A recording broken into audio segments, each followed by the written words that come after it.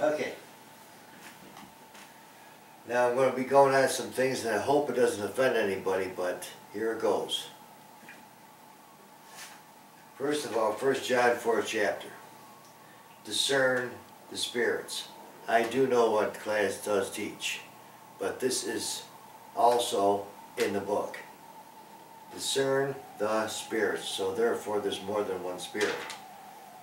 Why do you have to discern the spirit? So you're not deceived. Okay? Now, Eve in the garden did not have the ability to discern the spirits because she was deceived by the spirit, or by the serpent, which was a spirit.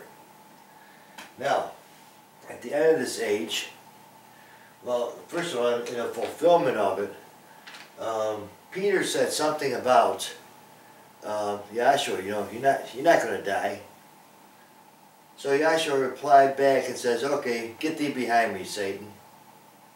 Uh-oh, now we got a problem. Now we got the serpent saying same thing twice. Once to Eve, once to Peter. To Yahshua. Now we got the same thing going on.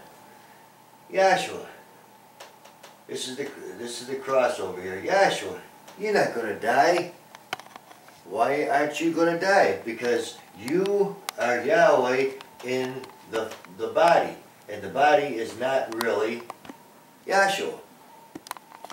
Now we got a problem with this, because now the serpent is saying that. Okay? Now, once this, see, we have a major problem because we are saying 1, 2, 3 are 1. Watch. Peter also says that Yahshua, you are the Son of the living El. He didn't say Yahshua, you are Yahweh. Didn't say that. He said, Yahshua, you are the Son of the living El. Oh boy. Hang on. Keep it rolling.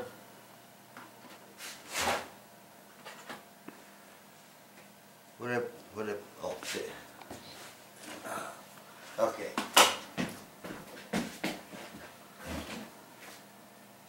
Man, that's okay. He said, Yahshua, you are the Son of the living El. Okay? Now, in the baptism, same thing. Yahweh spoke from the cloud and says, this is my beloved Son, talking about Yahshua. This is my beloved Son in whom I am well pleased. So here we got Elohim being the only begotten Son and Word. Yahshua being the earthly Son. Now, Elohim had to be in, or I should say the spirit of Elohim had to be in Yahshua. Why is that?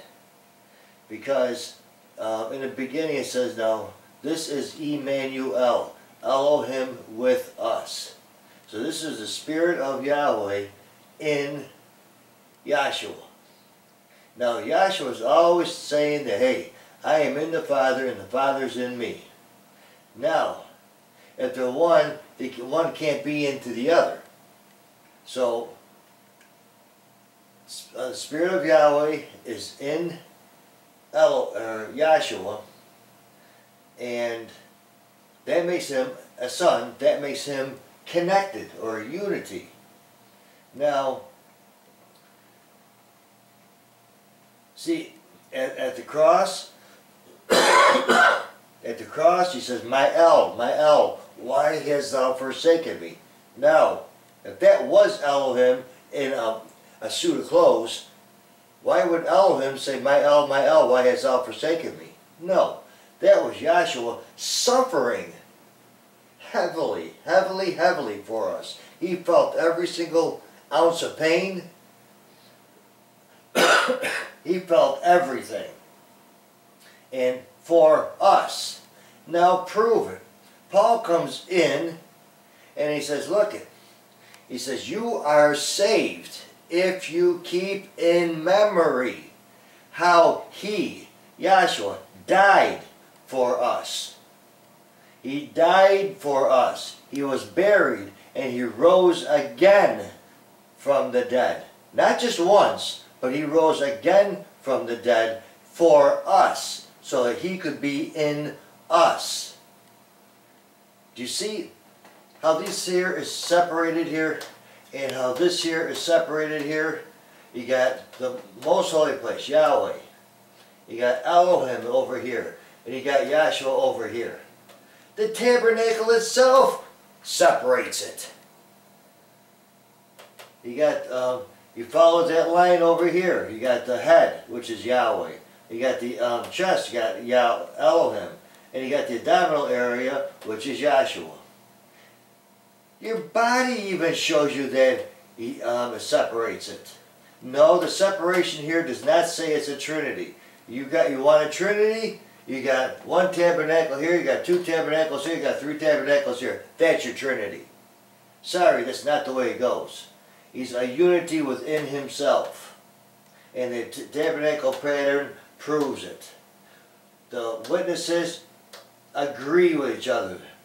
And so does the Godhead. All agree with each other. Now we're talking about sons, not one just takes on the shape and the form and both of them are Yahweh. No, it's not the way it goes.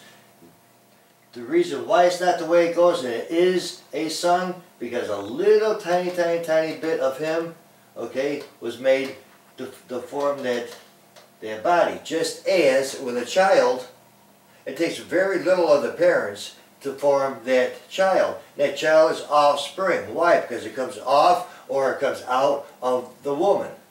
And then you have a third person there.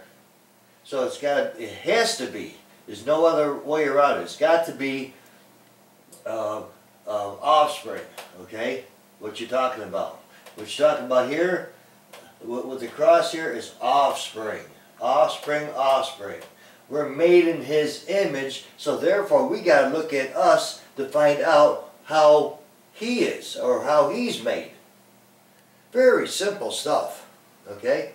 Now, these three are one. Okay, first of all, you got H, H, and O. I'm not too sure if that's the right order, but you got one molecule of H, two molecules of H, and then a third is the O. Okay? Now they are bound together within an electron. That's what makes it a unity. So these three, like our moderation says, these three make up the one tabernacle pattern. Because the topic really is, now these three are witnessing to something. There's three that bear witness in heaven. Three of them that bear witness in heaven. These three are witnessing to something, not are one. Are is not focusing your attention to the tabernacle. No. Stick to the topic. These three are something, or are doing something. And according to the book there, these three are witnessing to something. Very simple. I don't know how in the world people are complicating this stuff. Okay? No, there is not just Elohim himself in a body. Why am I saying that? Because you got the cloud over here. The cloud is super huge. This little tiny Elohistic body comes forth. That's how Dr. Kinley put it. You want to argue? Argue with him. Little tiny Elohim comes into a shape and a form. Now this little tiny Elohim is beyond our comprehension. That's how big he is to us. Now how's that big body going to fit into this little tiny body on earth? I don't know. It doesn't make sense. But when you look at it like offspring, and the body grows, offspring, the body grows. That makes sense. And it's all bound together. What makes it a unity is that spirit that's within the cloud. Okay? Because I wish I had the cloud thing up here, but I don't have it. Anyway, the cloud, okay, It's got attributes in it, which equals the nature. And it's got, the cloud itself is kind of like the material. And then you got spirit law in there. So Yahweh's actually threefold. Just like you are threefold. Same thing. So, you got that binding agent, which is spirit law, in both. That's how simple a thing is. I don't think anybody can get any more simpler. This is what we were taught back in the late 70s.